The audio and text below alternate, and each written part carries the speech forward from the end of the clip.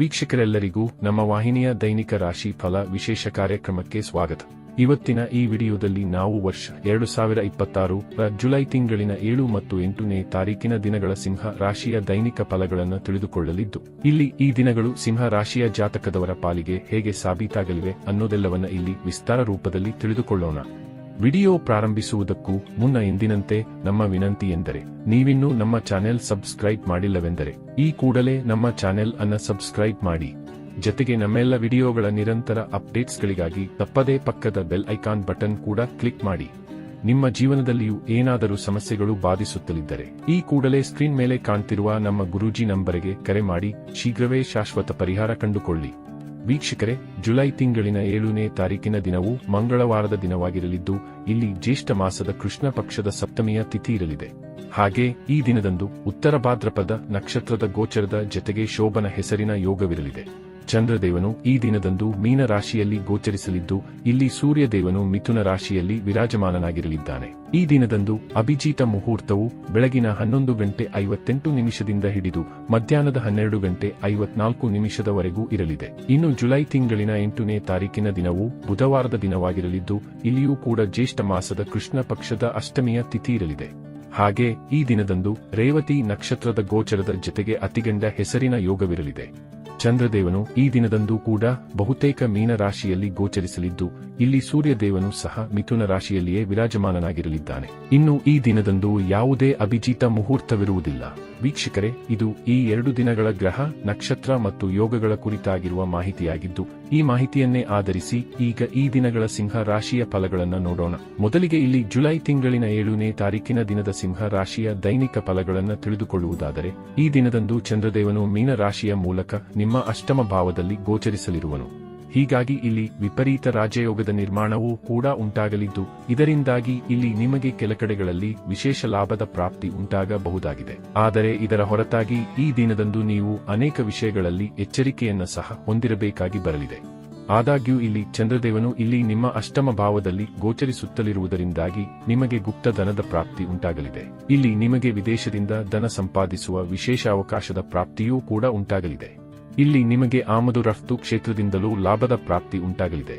ವಿಶೇಷವಾಗಿ ಇಲ್ಲಿ ಯಾರು ವಿದೇಶದಲ್ಲಿರುವರೋ ಅವರಿಗೂ ಅಧಿಕ ಲಾಭದ ಪ್ರಾಪ್ತಿ ಉಂಟಾಗಲಿದೆ. ಇಲ್ಲಿ ಲಾಟರಿಯ ತನಕದ ಯೋಗ ನಿಮ್ಮದಾಗಿರಲಿದೆ. ಆದರೆ ಈ ದಿನಗಳಂದು ನೀವು ಯಾವುದೇ ಹೊಸ ಹೂಡಿಕೆಗಳನ್ನು ಮಾಡಲು ಹೋಗಬಾರದು. ಆದಾಗ್ಯೂ ಇಲ್ಲಿ ನೀವು ಹಿಂದೆ ಮಾಡಿದ್ದ ಹೂಡಿಕೆಗಳು ನಿಮಗೆ ಲಾಭವನ್ನು ಕರುಣಿಸಬಹುದಾಗಿವೆ. ಆದರೆ ಇಲ್ಲಿ ವಿಶೇಷವಾಗಿ ಸ್ಟಾಕ್ ಮಾರ್ಕೆಟ್, ಕಮೋಡಿಟಿ ಸೆಕ್ಟರ್ನಿಂದ ನೀವು ದೂರವಿರುವುದು ಉತ್ತಮವಾಗಿರಲಿದೆ. ಜತೆಗೆ ಇಲ್ಲಿ ಹಳೆಯ ಹೂಡಿಕೆಗಳ ಮೇಲೆ ನೀವು ಕೆಲಸ ಮಾಡಬಹುದಾಗಿದೆ. ಜತೆಗೆ ಈ ದಿನಗಳಂದು ನೀವು ವ್ಯಾಪಾರದ ಕ್ಷೇತ್ರದಲ್ಲಿಯೂ ನೀವು ಹೆಚ್ಚು ಜಾಗೃತೆಯನ್ನು ಹೊಂದಿರಬೇಕಾಗಿ ಬರಲಿದೆ. ಇಲ್ಲಿ ನೀವು ಏನೇ ಮಾತನಾಡುವಿರಾದರೂ ಅಳೆದು ತೂಗಿ ಮಾತನಾಡಬೇಕು. ವಿಶೇಷವಾಗಿ ಇಲ್ಲಿ ಕಲಹಗಳ ಸ್ಥಿತಿಗಳು ಕೂಡ ನಿರ್ಮಾಣವಾಗಬಹುದಾಗಿದ್ದು, ಹೀಗಾಗಿ ಜಗಳ, ವಾದ ವಿವಾದಗಳಿಂದ ನೀವು ಹೆಚ್ಚು ಅಂತರವನ್ನು ಕಾಯ್ದುಕೊಳ್ಳಬೇಕು. ಜತೆಗೆ ಇಲ್ಲಿ ನಿಮ್ಮ ಸಂಗಾತಿಯ ಮನೆ ಕಡೆಯೊಂದಿಗಿನ ಸಂಬಂಧದಲ್ಲಿಯೂ ಎಚ್ಚರಿಕೆಯ ಪೂರ್ವಕ ಹೆಜ್ಜೆ ಇಡಬೇಕಾಗುವುದು. ಇನ್ನು ಇದರ ನಂತರದಲ್ಲಿ ಜುಲೈ ತಿಂಗಳಿನ 8ನೇ ತಾರೀಕಿನ ದಿನದ ಸಿಂಹರಾಶಿಯ ದೈನಿಕ ಫಲಗಳ ಕುರಿತಾಗಿ ತಿಳಿದುಕೊಳ್ಳುವುದಾದರೆ, ಈ ದಿನದಂದು ಕೂಡ ಚಂದ್ರದೇವನು ನಿಮ್ಮ ಅಷ್ಟಮ ಭಾವದಲ್ಲಿಯೇ ಗೋಚರಿಸಲಿದ್ದು, ಹೀಗಾಗಿ ಇಲ್ಲಿಯೂ ಕೂಡ ನಿಮಗೆ ಒಂದಿಷ್ಟು ತಾತ್ಕಾಲಿಕ ಹಿನ್ನಡೆ ಉಂಟಾಗಬಹುದಾಗಿದೆ. ವಿಶೇಷವಾಗಿ ಈ ದಿನದಂದು ನಿಮಗೆ ತಲೆನೋವಿನಂಥ ಸಮಸ್ಯೆಗಳು ಕೂಡ ಬಾಧಿಸಬಹುದಾಗಿವೆ. ಇಲ್ಲಿ ನಿಮಗೆ ಮಾನಸಿಕ ಚಿಂತೆಯ ಜತೆಗೆ ಹಳೆಯ ರೋಗಗಳಲ್ಲಿ ಉಲ್ಬಣತೆಯೂ ಕೂಡ ಉಂಟಾಗಬಹುದಾಗಿದೆ. ಆದರೆ ಇದರ ಜತೆಗೆ ಈ ದಿನದಂದು ನಿಮಗೆ ಗುಪ್ತ ಧನದ ಪ್ರಾಪ್ತಿಯೂ ಕೂಡ ಉಂಟಾಗಬಹುದಾಗಿದೆ. ವಿಶೇಷವಾಗಿ ಇಲ್ಲಿ ನಿಮ್ಮ ಸಂಗಾತಿಯ ಮನೆಯವರ ಸಫಲತೆ ನಿಮ್ಮ ಸಂತಸಕ್ಕೂ ಕಾರಣವಾಗಿರಲಿದೆ. ಅಲ್ಲದೆ ಈ ದಿನದಂದು ನಿಮಗೆ ವಿದೇಶಿಯ ಯಾತ್ರೆಗಳಿಂದಾಗಿ ಲಾಭದ ಪ್ರಾಪ್ತಿ ಉಂಟಾಗಲಿದೆ. ಆಮದು ರಫ್ತು ಕ್ಷೇತ್ರದಲ್ಲಿಯೂ ಧನಲಾಭದ ಯೋಗವಿರಲಿದೆ. ಇಲ್ಲಿ ಅಚಾನಕ್ಕಾಗಿ ನಿಮ್ಮ ಸಿಕ್ಕಿಬಿದ್ದಿದ್ದ ಹಣವೂ ಕೂಡ ಮರಳಿ ನಿಮ್ಮ ಕೈ ಸೇರಬಹುದಾಗಿದೆ. ಇಲ್ಲಿ ನಿರ್ಮಾಣವಾಗಲಿರುವ ವಿಪರೀತ ರಾಜಯೋಗದ ಪ್ರಭಾವಗಳು ನಿಮಗೆ ರಾಜನಂತಹ ಜೀವನವನ್ನು ಸಹ ಕರುಣಿಸಬಹುದಾಗಿದೆ. ಇಲ್ಲಿ ನಿಮ್ಮ ಆದಾಯದ ಮೂಲಗಳು ಕೂಡ ಒಂದಕ್ಕಿಂತಲೂ ಅಧಿಕವಾಗಿರಲಿವೆ. ವಿಶೇಷವಾಗಿ ಈ ದಿನದಂದು ನಿಮ್ಮ ಅನೇಕ ಪೆಂಡಿಂಗ್ ಕಾರ್ಯಗಳು ಕೂಡ ಸಂಪನ್ನಗೊಳ್ಳಬಹುದಾದ ಯೋಗಗಳಿರಲಿವೆ.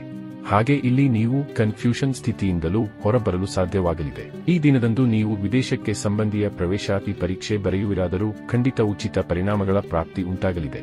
ಇಲ್ಲಿ ನಿಮಗೆ ವಾಹನದ ಸುಖವೂ ಕೂಡ ಲಭಿಸಬಹುದಾಗಿದೆ ಅಥವಾ ಆಭರಣಗಳ ಖರೀದಿ ಸಾಧ್ಯವಾಗಲಿದೆ. ವಿಶೇಷವಾಗಿ ಇಲ್ಲಿ ಕೆಲ ಜಾತಕದವರ ಸ್ವಂತ ಮನೆಯ ಕನಸು ಕೂಡ ಈಡೇರಬಹುದಾಗಿದೆ.